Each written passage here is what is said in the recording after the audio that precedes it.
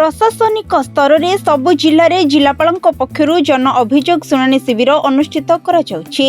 नयागढ़ जिलापाल भाव मधुमिता रथ दायित्व ग्रहण कला परे अभियोग ग्रहण पर समस्यार समाधान तरभरिया भाव में न करी स्थायी समाधान पर पदक्षेप नेउछन्ति। रणपुर में नयागढ़ जिलापाल फेब्रुआरी 23 तारिख में प्रथम जनशुणाणी करथिले। समुदाय 156 अभियोग शुणाणी करथिले। खाउटी कार्ड 85टी, प्रधानमंत्री आवास योजना 25टी, मनरेगा 7टी, पानीय जल समस्या 4टी, मुख्यमंत्री सहायता 4टी और अन्य 31टी अभियोग रहितिला। समस्त समस्या को त्वरित समाधान पाई विभागीय अधिकारी को रणपुर मंडल उन्नयन अधिकारी निर्देश देथिले।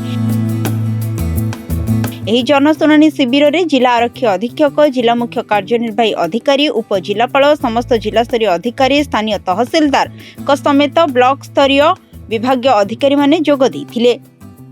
अंचल विभिन्न लोक माने निज निजर जहाँ आपत्ति अभियोग अच्छी उपस्थापित करथिले। 156टा अभियोग आसी से अभियोग शुणाणी करी तार त्वरित समाधान पे कलेक्टर मैडम निर्देश देइचंती।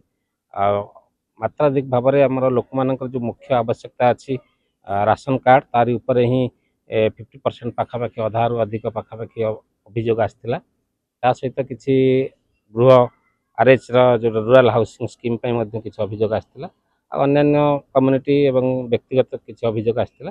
ये समस्त अभियोग शुणाणी सारी त्वरित कार्यानुष्ठान निमंते माननीय collector madam respected collector madam निर्देश देइचंती एवं आमे तो कार्यान्वयन करिवु। रणपुर आचार्य विश्वरंजन का रिपोर्ट, सरकार न्यूज।